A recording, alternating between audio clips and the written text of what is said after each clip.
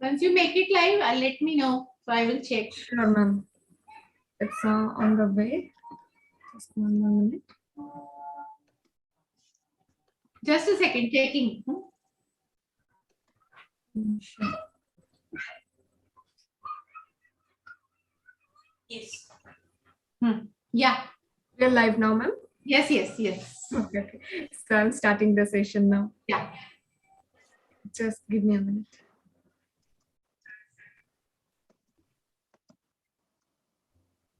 A very good evening and a warm welcome to one and all present here to this Experts in Conversation with Dr. Ritu. Today's discussion topic is Caesarean scar defect. What's new? Caesarean scar defect is one of the known complications after cesarean section. And to share expert comments on this, today we have Dr. Abu Bakr El Nasser sir from Egypt. Let me take this opportunity to welcome our keynote speaker for today. Sir is Professor, Department of Obs and Gynae at Minha University Hospital, Egypt. Sir is President of the Clinical Society of Obs and Gynae. Next, I would like to welcome the organizer for this series, Dr. Ritu Santmani ma'am. Ma'am is obstetrician and gynecologist, cosmetologist, and IVF specialist.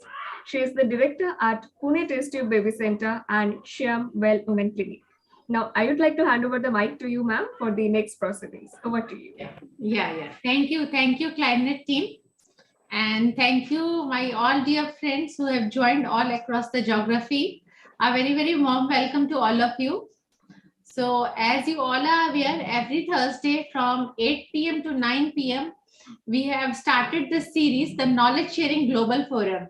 So every Thursday, I'm inviting one of the icon to share their knowledge, and after the topic, we can have a discussion on the practical aspects. So today we are having one stalwart with us, Dr. Abu Bakr El Nasser sir. Sir, a very, very warm welcome to you. I am very much thankful to sir that in spite of his busy schedule, he accepted my invitation. Friends, I think sir doesn't need any introduction. All of us following the slide share. Sir is having more than 480 lectures on the slide share. So I can say it was my dream come true.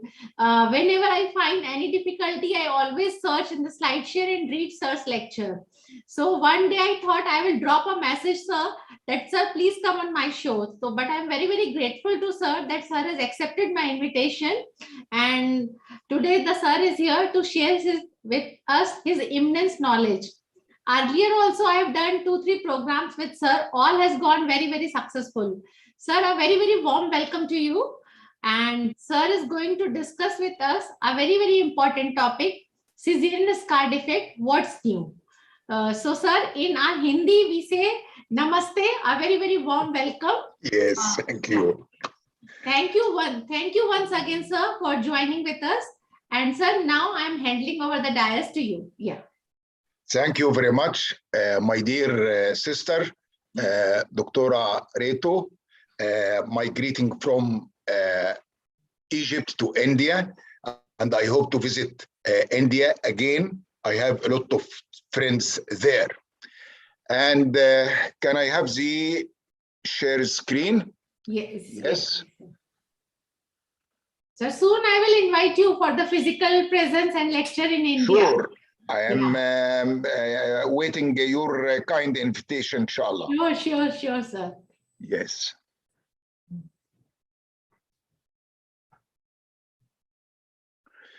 Yes, my slides is clear. Yes, sir. My voice is clear. Yes, sir, loud and clear. Everything is clear. Yes. So as mentioned, you can find this lecture and more than 480 lecture on my scientific page on the Facebook, Abu Bakr Nasser lecture, and also on a slide share website for free download. Today, I will discuss cesarean scar defect. And I will address 6 points. After introduction, what is the prevalence of cesarean scar defect? What is the risk factors? What is the clinical presentation? How to diagnose, how to manage, and the most important, how to prevent. Let us start by, it is also called uterine niche, ismocele, or cesarean scar defect. What's the definition of cesarean scar defect? It is an iatrogenic pouch-like defect at the site of previous cesarean scar.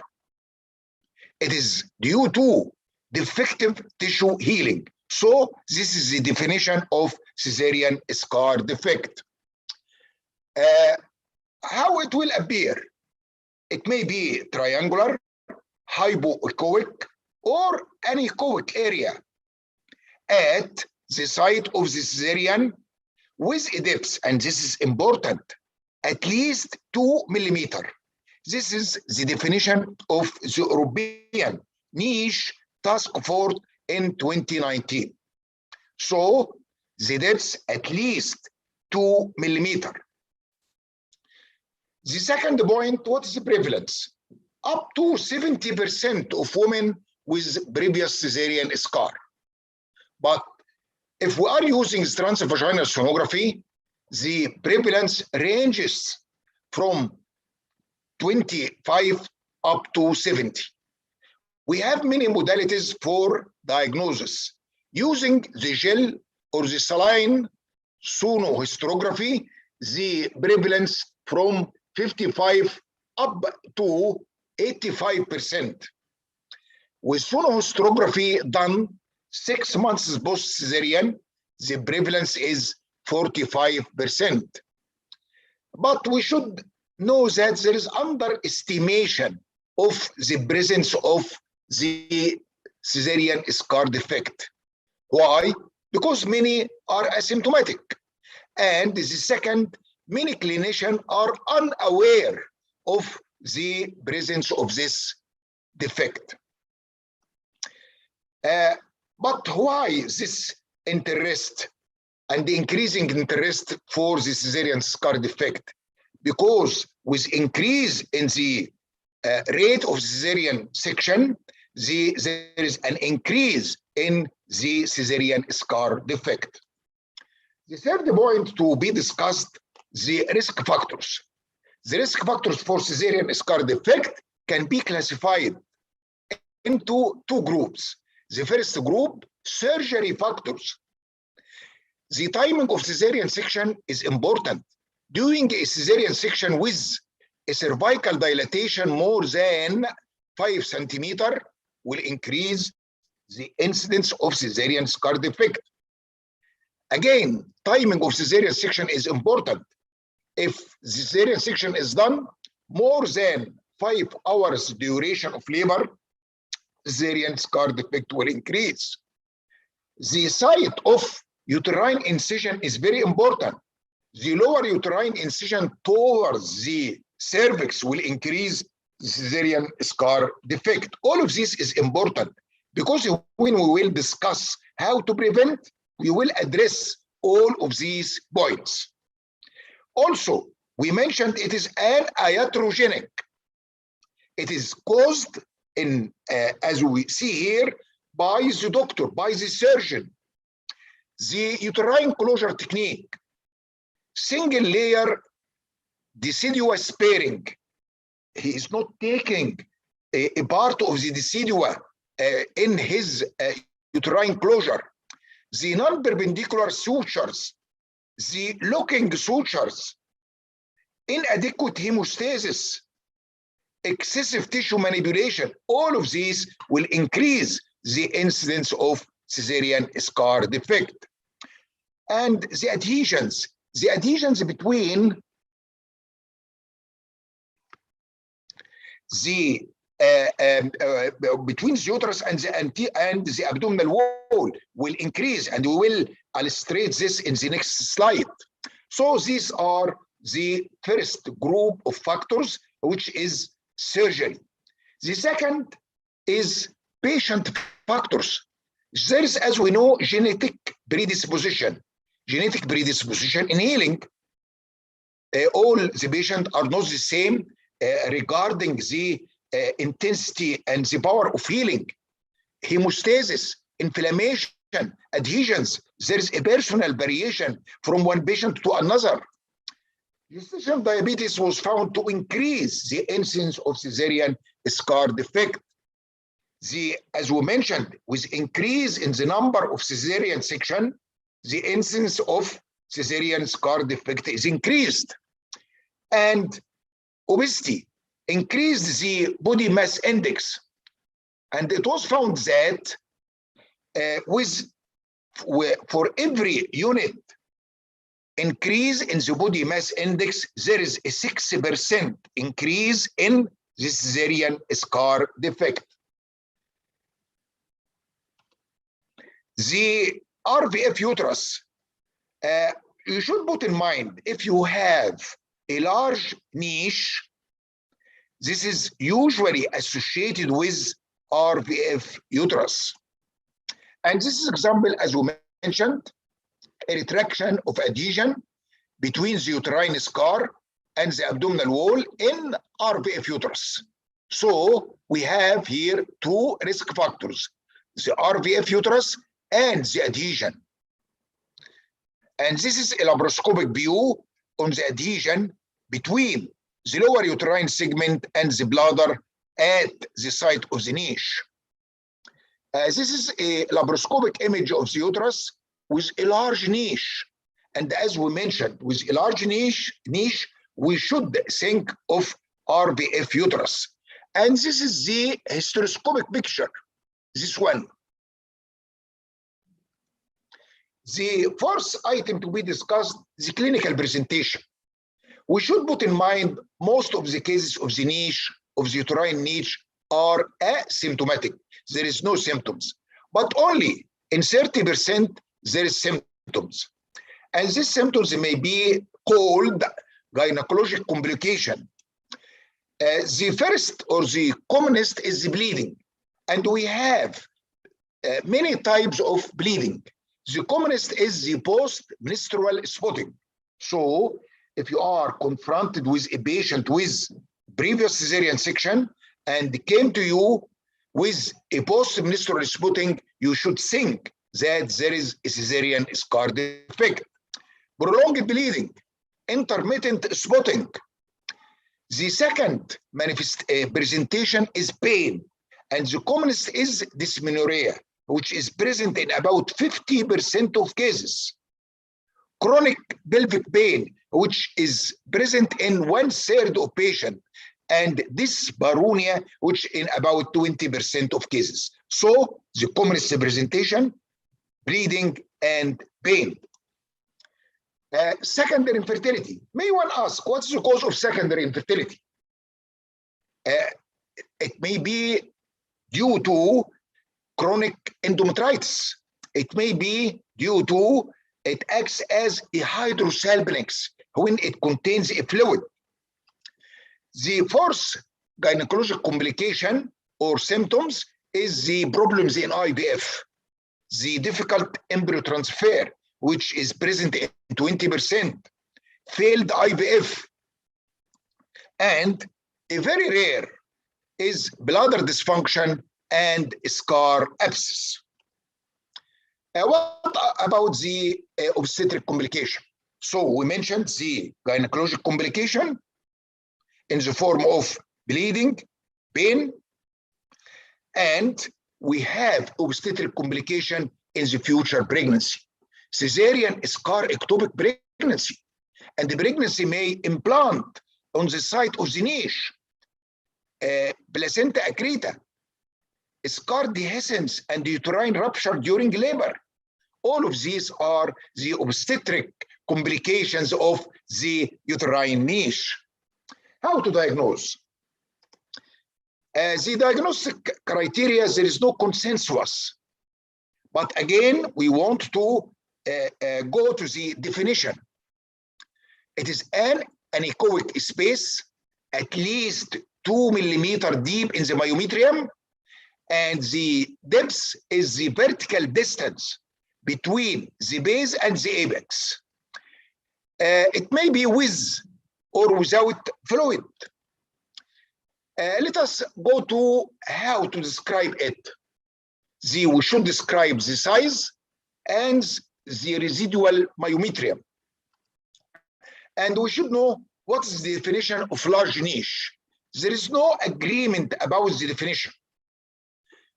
Some define the large niche according to the residual myometrium. If the residual myometrium is less than 50% of adjacent myometrium, it is large niche. But some diagnose it or define it according to the depths. If the less than 2, if the residual myometrium is less than 2.2, or if it is less than 2.5, but most is taking the cutoff for the residual myometrium to be 3 millimeter. The residual myometrium may be completely absent, and in this condition is called total defect. And this is an example of the uterine niche, the anechoic area at the site of previous cesarean section. And this is a triangular one. This is the 3D of the niche. And this is another picture of the uterus and the niche. This is the saline hysterography of the niche. This is a Foley's catheter showing 2.3 millimeter residual myometrium. And in this condition, it is a large niche because we are defining it according to the residual myometrium. And this is the residual myometrium is only 2.3. And most agree it is large when the residual myometrium is less than 3 millimeter. And this is an example of saline hysterography with ismocele. It is 2.9 millimeter residual myometrium. This is the residual myometrium, and this is the niche. Let us go to the European Niche Task Force consensus in 2019. Recommended the following measurements only. You should go to a sagittal plane to determine depths, widths, and residual myometrium. Very simple. And transverse plane to determine the length. The European Niche Task Force consensus didn't specify any assessment for the morphology of the niche. If you go to other authors, they are describing the other morphology, but according to the European Niche Task Force, only sagittal plane, transverse plane, and to determine depths, widths, residual myometrium, and lengths.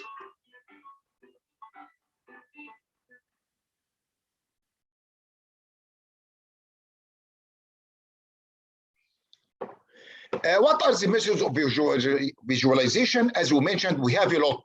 We have hysterography, transvaginal sonography, saline hysterography, gel hysterography, 3D ultrasonography, MRI. All of these are imaging. And we have also hysteroscopy and laparoscopy. Many methods for visualization of the niche. But the first diagnostic tool available is the transvaginal sonography. It's available in all of our clinics. When we are investigating a case of bleeding, abnormal uterine bleeding, and we mentioned the commonest is the bleeding.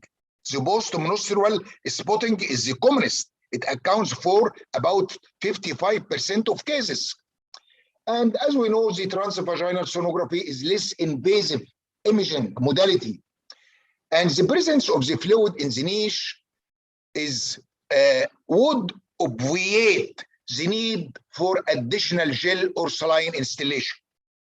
As we mentioned, it may be with a fluid or without a fluid. Presence of fluid will make the transvaginal sonography enough, and there is no need to go to the saline hysterography. And as we know, fluid is commonly seen during the mid-follicular phase. And that's why it is recommended to evaluate the niche between day 7 and day 14 of the cycle. Because between day 7 and day 14 of the cycle, maybe there is a fluid in the niche, and this will facilitate visualization. The second modality is the saline hysterography, and it is the investigation of choice. Why? Because it is more accurate. The higher prevalence, the sensitivity and specificity is high, and sometimes the niche is missed with the transvaginal sonography and diagnosed by the saline hysterography. The third is the gel hysterography, and it is the gold standard for assessing the niche. Higher detection rate compared to the transvaginal sonography. And this is an example of transvaginal sonography, and this is example of MRI, and this is example of hysteroscopy, and this is another example of hysteroscopy for visualization of the niche. What's the management? We should know very well what is the indications of treatment.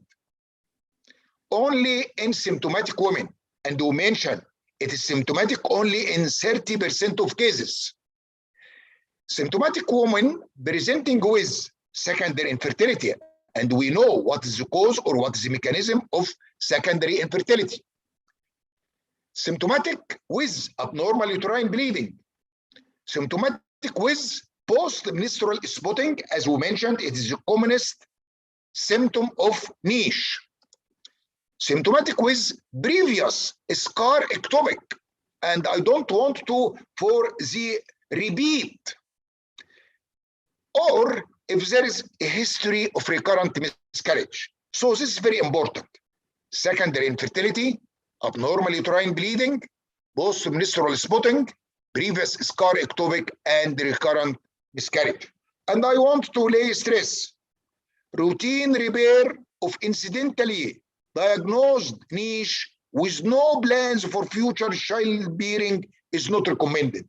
It is not recommended at all to repair a niche which was found incidentally in a symptomatic female, or in a female didn't want to get pregnant. And what are the treatment options for the uterine niche? This algorithm is very simple and valuable for treatment of the uterine niche. And if we look here, we should ask first, do you like or do you want to conceive or not? If she wants to conceive, we should go to the residual myometrium. If the residual myometrium is more than 3 millimeter, just ultrasound monitoring of the lower uterine segment in case of pregnancy.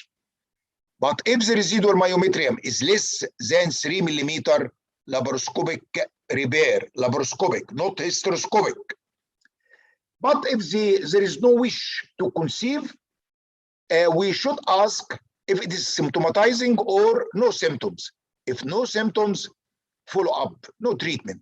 But if there is symptoms, again, to the residual myometrium. If it is more than 3 millimeter, so transhysteroscopic resection. But if the residual myometrium less than 3 millimeter, and she didn't want to conceive, and there is symptoms, laparoscopic repair, or even laparoscopic hysterectomy if she completed her family. A very simple algorithm and a very clear, straightforward one for management of uterine niche. Let us go and discuss in detail. Is there a role for the medical treatment? Yes. Hormonal therapy relieves abnormal uterine bleeding, and the recommended is the oral contraceptives are suitable if pregnancy is not desired. May one ask, what's about the Mirena? Mirena was found not to decrease the menstrual length, and it is not recommended in this condition. What is recommended is the oral contraceptive pills. The second is uterine sparing surgical treatment, and we have options. Options include either excision by hysteroscopic route or excision plus repair by transabdominal, maybe laparotomy, laparoscopy, or robotic, or vaginal route. What's about the hysteroscopic niche resection? We will do resection, and after that, coagulation.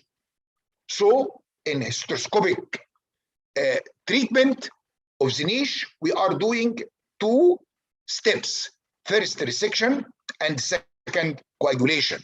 And this is an example of, this is the resection, and this is the coagulation.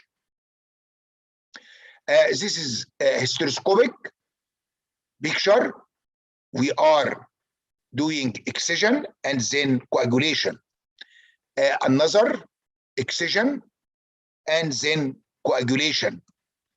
But the hysteroscopic resection coagulation may be associated with complication in the form of uterine perforation, in the form of bladder injury, especially if the overlying residual myometrial thickness is less than 3 millimeters.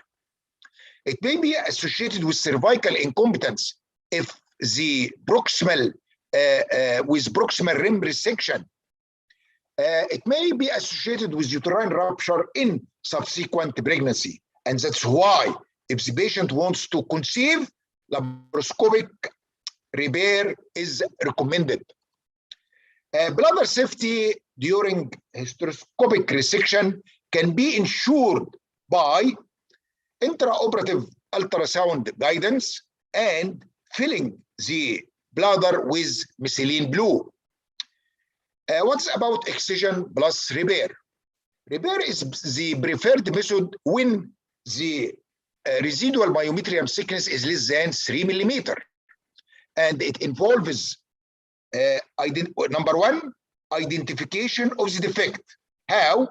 By hysteroscopy, Heger's dilator, intercervical Foley's catheter, transvaginal or transrectal ultrasonography. So first, we should identify the defect by one of these methods or a combination of these methods. Then the second step is excision.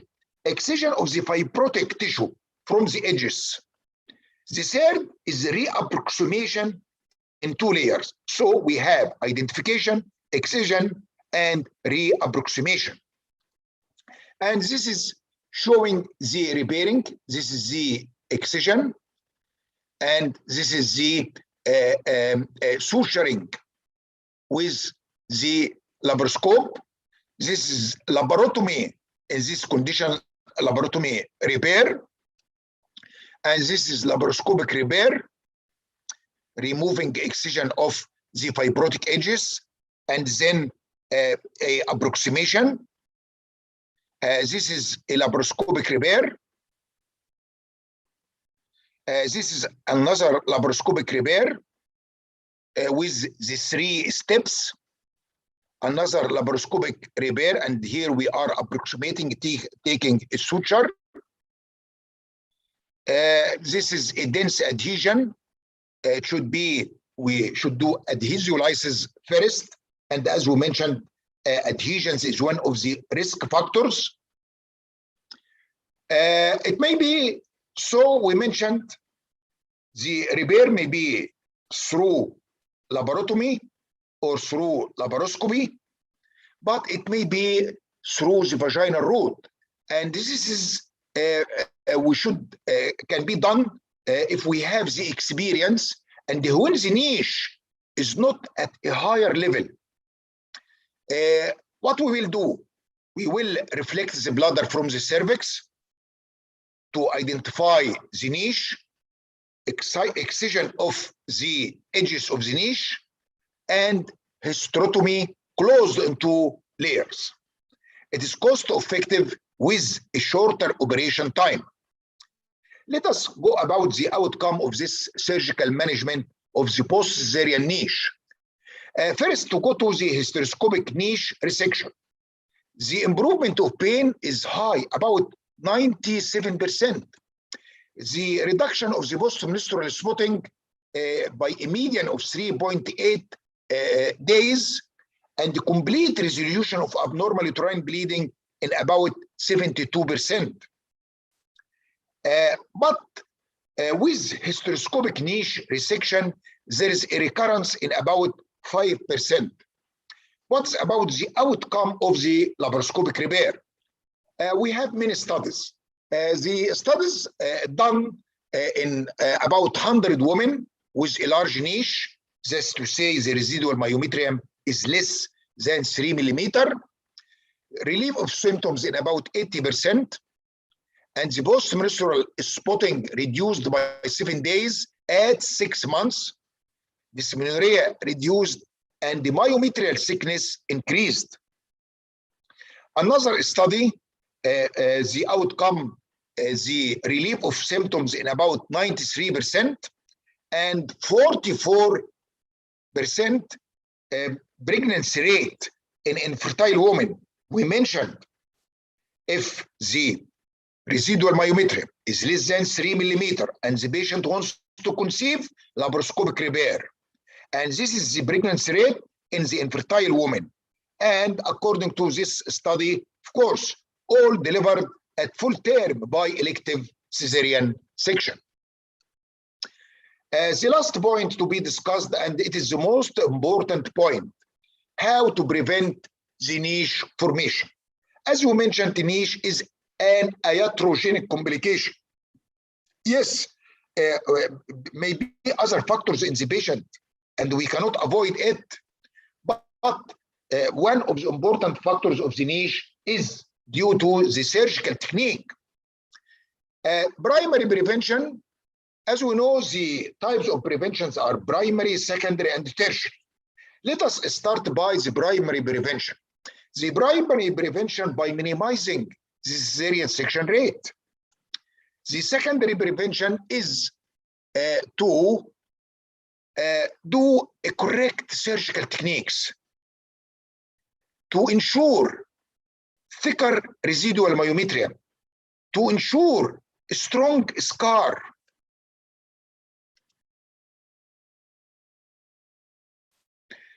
How? We should avoid the low uterine incision, as we mentioned. With a low uterine incision, the incidence of niche is increased. We should do a proper anatomical approximation without tissue strangulation. Just want to approximate, to do hemostasis, not to do tissue strangulation and to do ischemia. Not to make the edges of the incision ischemic. Ischemia is one of the causes of poor repair of the incision. And this is the ideal, the double layer closure. And please here, this is the first continuous non-locking suture. You see as here, this is the first suture. And this is continuous, not interrupted, not locking. Taking, this is the decidua, taking less than 5 millimeter from the decidua and taking 2/3 of the inner myometrium. Let us see the second layer. The second layer is non-locking again, taking the upper half. This was 2/3, the first layer. And this will take the upper half of the myometrium, and this will correct the eversion of the myometrial edges. So this is the recommended to decrease the incidence of the niche. To take the decidua in the first layer and 2/3 of the myometrium. The second layer to take 1/2 of the myometrium. But there is new techniques and there is a new suggestion for decreasing the niche and to increase the thickness of the residual myometrium. We will not go in details, just to mention what's called far, near double layer unlocked technique, which is illustrated in this paragraph. And this is another technique, the double layered burst string, or what's called the Turan technique. And this is the Turan technique. The double layered step up, step down closure. This one.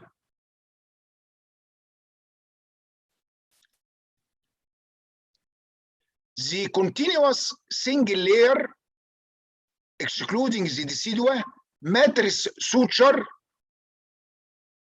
another suggestion or another new technique to decrease the incidence of niche. But all of this, there is not enough studies to support its use for prevention of the niche. This is the, as we mentioned, the continuous single layer matrix suture.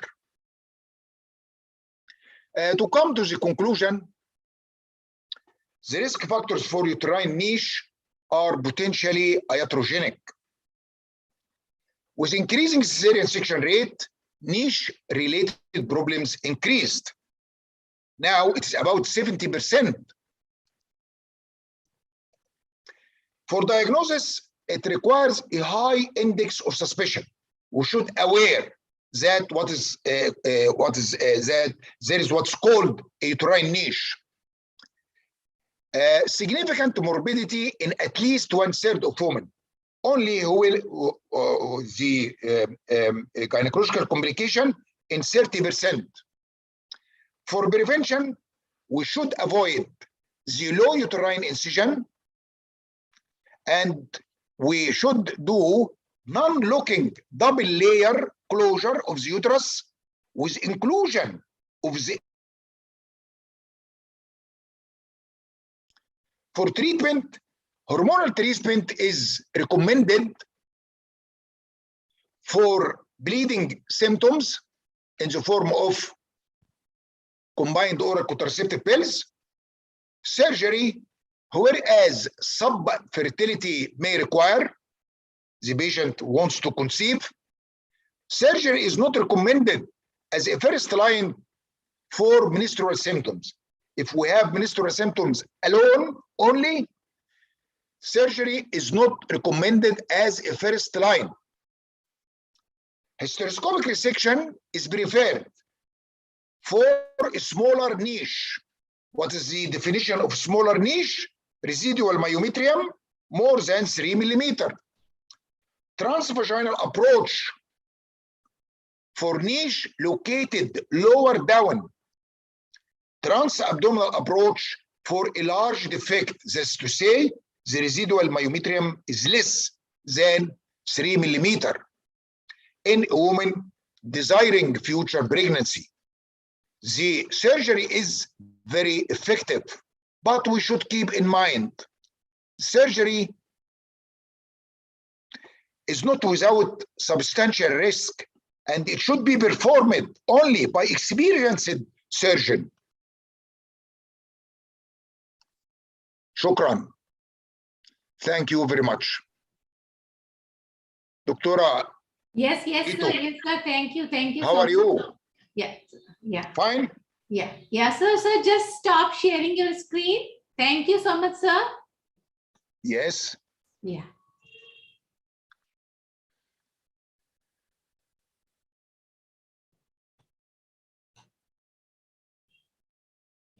Very excellent lecture. So thank Thanks you. a lot. Thank you so much, sir. We are getting lot of appreciation comments. You can see in the chat box also. Yes, I will see it in the chat or the Q&A. In Where? the chat box, lot of appreciation. Chat, nothing in Q&A. Yeah. But in the chat, I will read. Yes. Thank you, sir. Who can see your message recording on. What's this? What's the meaning of this? Sir, will you please stop sharing the screen, sir? Sure. Yeah. Stop.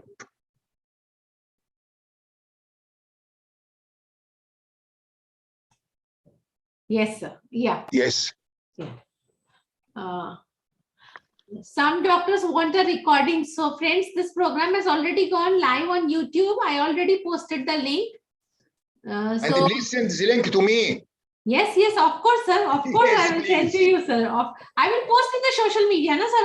After the program, I will tag you and post in the social media. Yes, So, please. So everybody will be benefited by your immense knowledge, sir. Yes. Yeah. One more question. Yeah. So many questions are coming. Yeah. A lot of so you can see from Dr. Karim. Yes. Yeah. She is asking, the evolution of the niche is placenta accreta? Yes. Caesarean scar defect, and it will be a Caesarean scar pregnancy. And we have two types of Caesarean scar pregnancy, type 1 and the type 2. And the one of the complications of the Caesarean scar pregnancy is placenta accreta. Yes. Thank you, Prof. And there is lot of appreciations, sir. Lot of appreciations. Sir, thank you. Sir, meanwhile, we are getting more questions on the other social media. Sir, as my program name is The Icons in Conversation with Dr. Ritu. So now I am going to ask you some non-academic questions, sir. Sir, yes. No. Sir, that you have to answer in one word without thinking much. So that are non-academic but there is another question. So we will take all we academic. must to terminate pregnancy for what? For the Caesarean scar scar ectopic pregnancy? Yes, termination of pregnancy. This is the should be the treatment of choice. Correct. Sir, now with your permission, I'm going to ask you some non-academic questions. Yes, please. Yeah. Sir, which is your favorite color? Sorry? Which is your favorite color? Sir, these are non-academic questions. Color? Yes. Yes, white. White. Yes, and that's why the background of all my slides are white. Okay.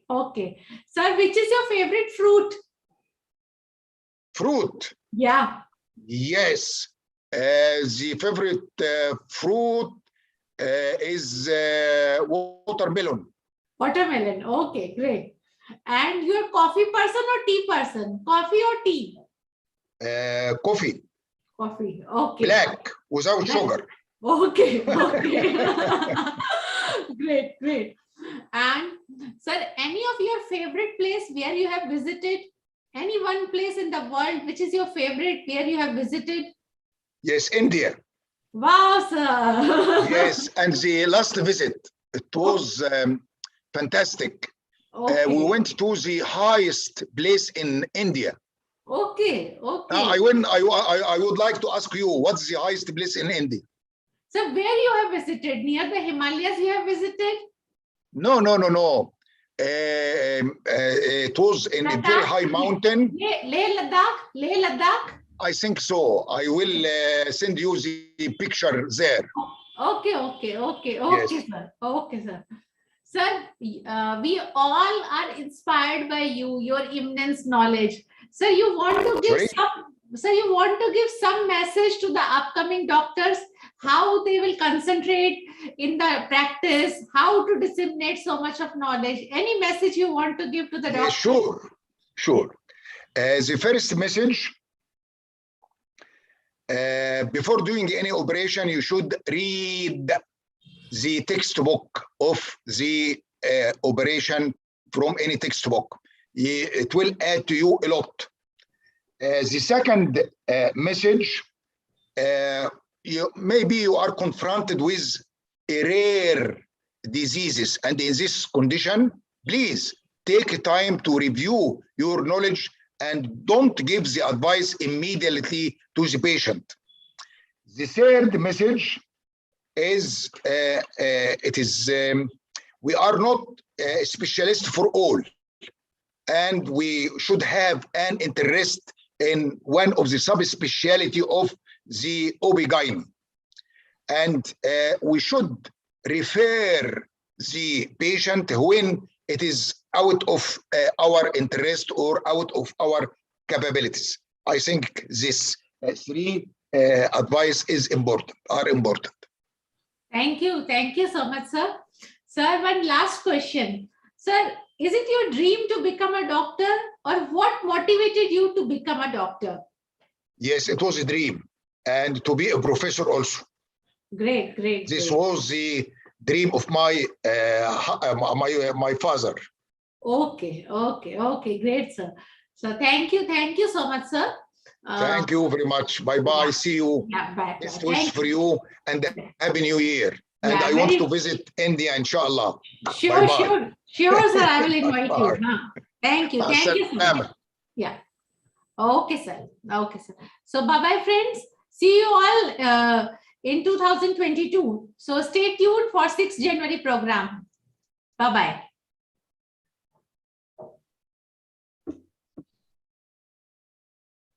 Still the line is not disconnected. So 6th January we have program on thyroid and pregnancy. So please stay tuned with us. Okay, ma'am. Thank you. So we are closing here for today.